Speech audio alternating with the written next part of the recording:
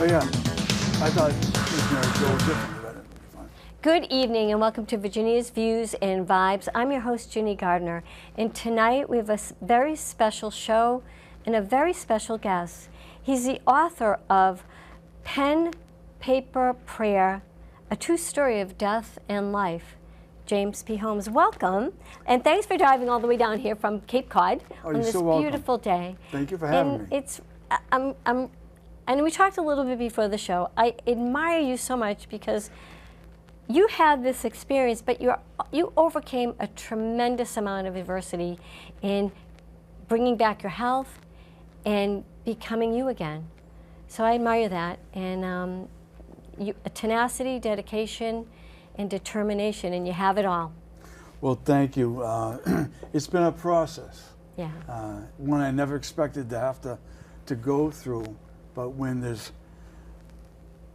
because I damaged my brain so badly in a car accident, I had no choice. I had to move forward, and it boiled down to putting just one foot in front of the other, day after day, and trying to do the best you could. With a guy had a bunch of other broken bones and punctured organs, so it was a long haul, and there's much more to it than that. But it was quite the time. Yeah, and in the book, I just have to say this: Pen, Paper, Prayer, James P. Holmes, and truthfully, every page of this book, there's no blah blah blah in it. We talked about that. There's no filler. This book, from start to finish, is captivating, and it tells the true human story. And let's talk about that a little bit. Sure. You were 24 years old? 23. 23 years old, my God. I wasn't much of a person. I was young, I was kind of a punk, and I didn't have much of a direction in life, and I didn't know what to do with myself, and I was scared to death of dying, because it was nothing more to me, even though I would go to church, nothing more than just a hole in the ground, and you're black and you're cold, and it's for eternity. Yeah. And that perception of death made me wish I hadn't been born. Wow. And so what do? I go out and I hit black ice and smash into a tree and end up dying. Yeah. And the fact that you survived, and you did die, you died, and the fact that you're here today is an amazing story, because back then there were no cell phones. Exactly. The people that found you in the woods had to start knocking on doors in the bitter cold in a January. 1 o'clock in the Was it morning. January? January, yeah. What date? I think it was 1980. And what was the date? Do you remember the date? Yeah, I think it was the day before New Year's. Much so it might have been December. Wow. It's a long time ago. It's 44 years ago now. Wow. It's amazing. So you're a 23-year-old kid. I mean, I have 2 sons. I've had 23-year-old boys, and my husband, we were young when we got married. So you say that, but all guys more than daughters have a tendency to be a little bit, they feel their oats. So you're out you had your own apartment, living with your friend. You go out to a bar or a restaurant bar, and on this bitter cold night, living the dream, independent, had a job. I didn't like me, and I didn't like my life. Nope. I knew I could do better, and there were better things, and I was hurting too many people, and I didn't like that, and I didn't want to live that way. And I actually, when I pray, I'd be like, wipe my slate clean so I can start over again. And I'd imagine, like, a bad car accident. Yeah. And then, a head injury, so that everything's gone, and again, I can start over again. Yeah. And so what happens? That's exactly what happens. So be careful what you wish for or you imagine, because, did I bring that upon myself? No. I don't know. No. You didn't. You might have seen your future, that you were going to wipe your slate clean, but it was not going to be easy, and it wasn't easy. And again, I urge people to read this book. It's a near-death experience. It's exactly what it is. And having lived through something like that myself, it's real. It happens. And we learn a lot from it. We do. And I remember leaving my spirit leaving my body and going up into a corner and looking down on me, and I was in a bed. It's crazy. wow.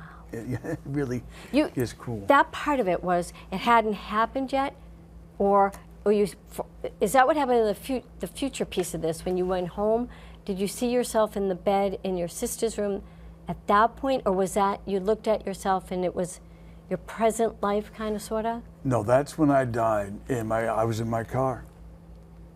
Wow. And all the way across town in my parents' old house. Yeah, I was in my sister's brass bed. Oh, it was beautiful. It was a beautiful summer's day like today, and the wind was just gently going in and out of the open windows, and the linen curtains were just moving back and forth, and I could hear a car going down the street occasionally, and the bed was just perfect. It was beautiful. I was so happy to be there. Yeah. And that's when my spirit left my body, and that's when I died. Yeah. And But it was beautiful. yeah. At that point, because I remember my husband's father had a near-death experience. I don't know if he told you. He was probably about, I think he was close to 50 when it happened. He had had surgery. And it was so beautiful, he told the children when he came home. It was so beautiful, he almost didn't want to go back. And it sounds like, in a way, for you, maybe the beauty of the calmness of your sister's room, and that the house of feeling where you were warm and comfortable and always safe. Sounds like you kind of had. Were you told to come back? Did someone say to you, you can't stay? No, all of a sudden, for some reason, I was back in the room. I was still in the bed, but now I was beside the bed, looking down on myself, and I had to walk around the end of the bed, and then out towards the door that went into the hallway. Yeah. And it was a struggle, like I was walking through cold mud, and I was looking down at myself, and that's where I wanted to be. I wanted to be back in that warm and beautiful bed again, but I had no choice. I had to walk past myself out into the hallway where something dark fell from me, and then I was alive again. I did not want to come back here and be alive again. It was much easier to be dead. Wow. True story. Let's talk a little bit about, if you want, Sure. that night. You hit black ice. It happened like that. Yes. There was no warning. And in many ways, do you remember anything about hitting the black ice, or Nope. no? I remember getting into my car with my friend Steve and heading home, and that's the last I recall of anything. Did Steve remember anything, or do you know? Or? No, he wasn't hurt nearly as bad as I was. He was only comatose for like 2 or 3 days, Really? and then he got up and he was pretty much fine. And thankfully, Right. he was my good buddy. We had a lot of fun together. Yeah. But you know, I've often thought that might come back someday. Me recalling hitting the black ice, be. but it never has, and Could be. it serves no purpose now. Right. I'm past that. Yeah. It's funny you say that. Yeah. Yeah.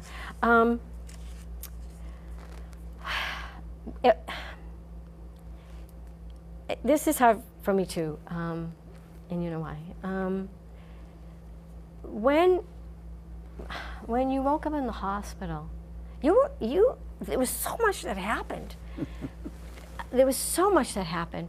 The girl that and the boy, the man that found you, was a fluke. It was a fluke, and the story, again, I don't know anything about it. I was just told the story, but they were on their way home, you know, boyfriend and girlfriend, and the girlfriend made the boy, she thought she saw a reflector in the woods, at the intersection. Yeah. We went off the opposite side into a tree, And she was like, you know, I see something over there. We should really go take a look at that. It might be a bad accident. And he just wanted to get home. Yeah. You know, go to bed. And she was like, no, we gotta go. So they pulled over, he got out, went to the car, sees us. I mean, there's blood and brains everywhere. He thinks we're dead. Yeah. So he runs out of the woods. I can't blame him. He gets back into the car and says, we gotta go.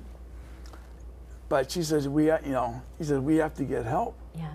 No cell phones. So what do you Right. do at 1 o'clock in the morning? Bang on doors. Start banging on doors. Yeah. And one person let them in, and they That's it.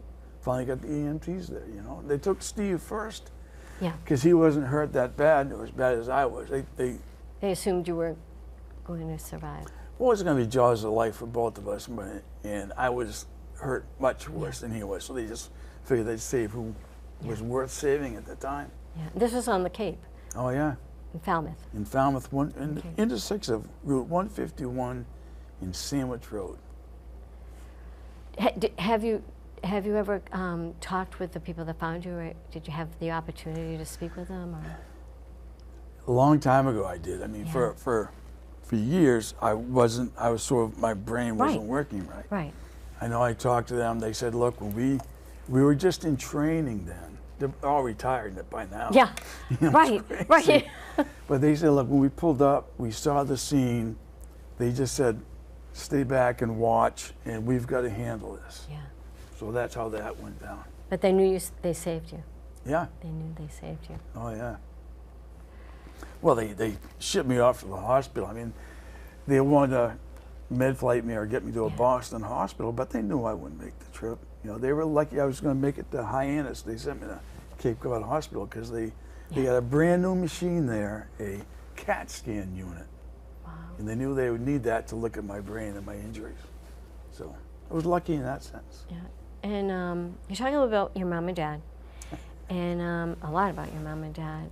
And your mother never lost hope. My mother, she hung on as long as she could. But I wasn't responsive. Yeah. I wasn't showing any signs that I wasn't brain dead. You know, my heart was beating, my organs were good, but my brain just wasn't doing anything for days on end.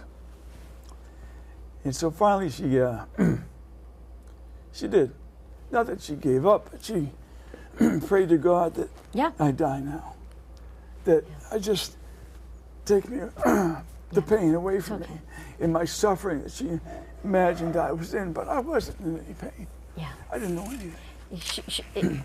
Being a mom, she wanted her child out of pain, safe, and if she wanted you back, but she also didn't want to see you suffer. Exactly. But her faith played a huge part of this. And so you get to Hyannis, and your brain wasn't showing signs for about 5 days. At least 5 5 days. days. I'm not sure when it started to show something, but I mean, it was, you know, everyone. One day I moved a toe. I shouldn't say I moved it. A toe moved. A toe moved. You know, it could have been reflexes. It could have been anything. It didn't mean my brain was functioning again. But the nurses called my sisters, and everyone went to the hospital, and they were crying and hugging. Yeah. So then there's a part of this that, and this is important because your sister had friends that prayed over you. And They were faith healers. yes. Yes. And you simultaneously, when they prayed over you, you came back. You started to in the book, I think it said about the same time you knew you had to come back, and that's when you kind of woke up right around that same period. Well, let me tell it. Can I? let me Yes, talk you about may, of the course, faith healers of a little course. bit. Now, Yes. What they did. Yes. They were friends of my oldest sister and her wife, and they were great friends. And they just came down to the hospital. No one asked them to. And they showed up and said, we're going to go in and do a faith healing on your brother. And my sister Marty was like, what are you talking about? There are doctors everywhere here. What good can it do? And he's in a coma and he's on life support. Why? Yeah. And she said, you know, have faith in us, just let us do it. Yeah. So they went into my room and they each found a bare spot, patch of skin, like maybe on my stomach or on my leg. Yeah. And they touched me. And then they, when in the forest, if a deer has a foal, and the foal is unresponsive, they lick it to stimulate organs or what isn't working in the fawn's body. I believe that's the correct term. Yeah. So that's what they envisioned they were doing to me. I mean, it's kind of a crazy and kind of a stretch, but that might have worked. I don't know. Either God brought me back because he had a higher purpose for me, or it was in conjunction with them. I'm not sure what happened, but all I know is that I eventually came back. I don't know what happened. What I know is we often think of ourselves as insignificant and unimportant. And we don't think of all the billions of people in the world, that how could God be listening and hear me? Yes. And we just think we're why would he be involved in my life? I'm unimportant. And you know, what we forget is God just wants us to ask him. We always hear, I was brought up Catholic too, so catechism class, talk to God, talk to the saints and the Blessed Mother, and we think, that's so silly. That's so silly. He does, what would he want? A little girl from Auburndale, a little Italian girl from Auburndale, just a mother and a grandma. He's not listening to me. But we were taught, talk to God, and I think certainly what your sister's friends did for you, which was they asked God. They said, Father, whether it was by looking at a deer in the woods and bringing the deer to life or not, they were asking the Father, our Father, to bring you back. And they asked God, and God always answers. What we've kind of learned from that day forward. God does answer us. He responds. He may not give us the answer we want. That's very true. But he's there. Yep. He's there, and I think for you, your friends, your sister's friends, ask God. Help him. We need him to come back, and God had plans for you. God absolutely had plans for you, because your book absolutely proves it. So at that point, you within the next couple of days, you came out of it, but you couldn't talk right away. Is that right? Well, it's a combination of things. My mother, like it might have been that day or the day after, she turned me over into God's hands, saying, God, please take him, just end the misery. That's when the next day, again, a toe moved. Wow. And all of a sudden, hope was back. Right. And I did progress slowly from there. And coming out of a coma is a crazy, crazy thing, because 1 minute I'm driving home with my buddy, then 13 days later, where am I? Wow. I mean, it's obvious where I am, but why? And fortunately, another sister, Nancy, was there at the end of the bed with her husband, Skip, and she saw the fear in my eyes, because I was petrified. Yeah. I had no idea what was going on and why I was there. And I couldn't ask because the tubes and my throat was dried out and everything. So I just, made motion for a paper and a pencil. And I wrote, where am I? It couldn't have been more obvious. And she had to say, I know you're petrified, you're fine. You're in the hospital and you're going to get better. And so that was the beginning of it. But no, I couldn't talk for a long time. And unfortunately, I made a deal with God that if I get my voice back, I would just use it to do good things with.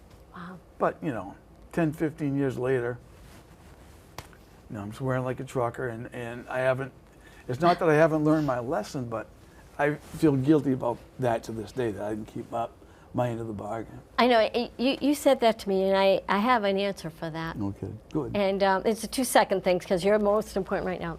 The only one that was ever perfect walked on water.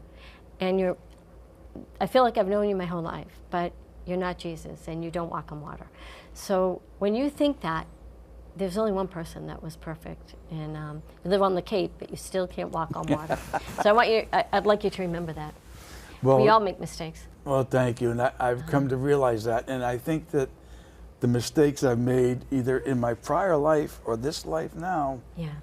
are a strength of this book, because if Yeah. this were about a famous doctor or Tom Brady, handsome, good-looking guy worth millions of bucks, I mean, people would look at it and say, yeah, but I can't do that. Yeah. That's not me. I'm just an average person. Yes. And that's what this is about. This Yeah. is about an average person being Yeah. saved. Yes. And if it can happen to me, it can happen to anybody. Yeah. It's a great message, and we're just getting warmed up. Yeah. It's a great message, and then the obstacles you overcame, because I guess when you had to go home in the medical system. I cannot believe this. They sent you home, not rehab, not stayed in the hospital. They sent you home in this condition. 40 years ago, they sent you home, and your parents took care of you. I guess, and with me and with George, at what point did you realize what happened? Like, not what happened, but what happened with God? And then I started to have grand mal seizures, That's right. and I was That's right. scared to death. This part of there was no skull up here. This was not open, but it was closed. Just a flap of skin, staples. Wow. I was a mess.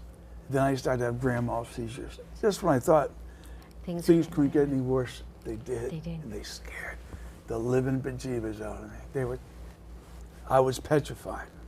Yeah, because you never know when they're going to happen. And that's when I asked everybody I knew, doctors, family, am I ever going to be rid of these seizures? Because I can't live my life like this. Yeah. Flopping around like a fish out of water. I couldn't do Yeah. anything. And no one could tell me if Yeah. I was ever going to get better again, if I was going to be seizure-free, never have another one, or what was going to happen. And they were telling the truth, unfortunately, but they took my hope Yeah. from me Yeah. for a better day tomorrow. And it devastated me. I didn't want to live anymore. Yeah. If I was going to have seizures every other day or something like that. That was a real low point for me. When we only have 5 minutes, which I can't believe, but when you put the pieces together, it was hard for you because you were your brain was in trauma, not just your body, but your brain. Now today, no one would ever suspect. Really, I talked to you on the phone many times. Just wouldn't suspect. At what did you wake up one day and say, "Well, I think I'm good"? I tried and failed. Had many jobs because I just couldn't keep them, and relationships was terrible. I never should have gotten married.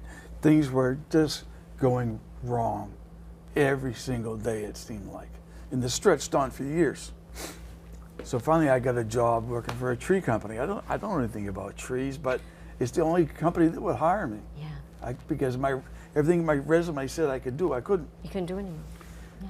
So I started working there, and it was great for me. It was physical, and it was really tough. Yeah, and that I figured that this is when I'm going to either die on the job, or I'm going to get past this Wow. whole seizure thing. Wow. And that's how it worked. I worked like an idiot, like a fool, and I didn't care. I mean, I got heat exhaustion, heat stroke. I got everything. I'd fall down, bee stings. I mean, it was a but that was my proving ground, and it gets better from there. There's some real good lessons we learned, Yeah. but we haven't started to.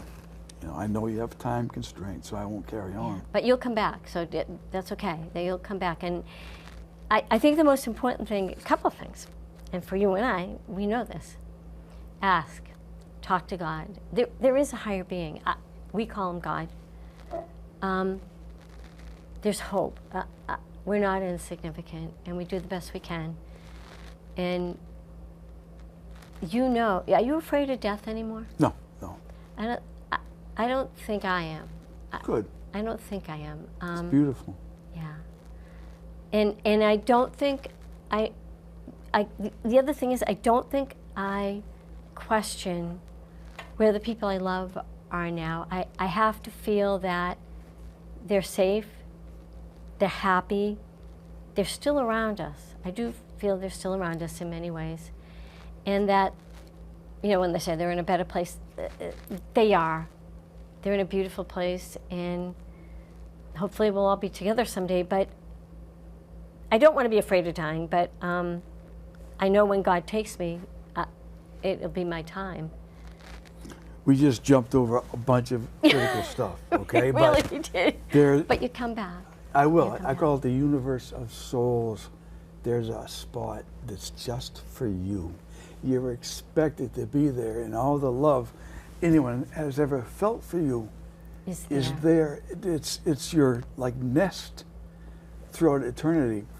And every time someone thinks of you, that nest gets bigger, and love can't be, it never expires. It's always there, and that's what you exist in. That's the quick explanation, but it's absolutely, it's a dynamic situation, not a static one. And honestly, pick up the book, read the book, because we just went really quick over this whole 30 minutes, but Jim died. He was dead in the woods, in the ice cold, for probably over 2 hours. I have no idea. I have no idea. And he saw beautiful things that gives us hope. And he has a message, and it's in this book, Pen, Paper, Prayer, Jim Holmes. And Jim will come back, so we'll talk again. But never, ever stop having hope. Oh, yeah, definitely. Faith, and just ask, and just ask. There are lots of good people out there willing to help. Case in point. Oh, case in point. Thank you. So join us again. And again, Pen, Paper, Prayer, James Holmes. Get it on Amazon. You will not put it down. And it's a great, true story. So let's wrap up. Thank you for joining us. We'll be back again next week. Thank you.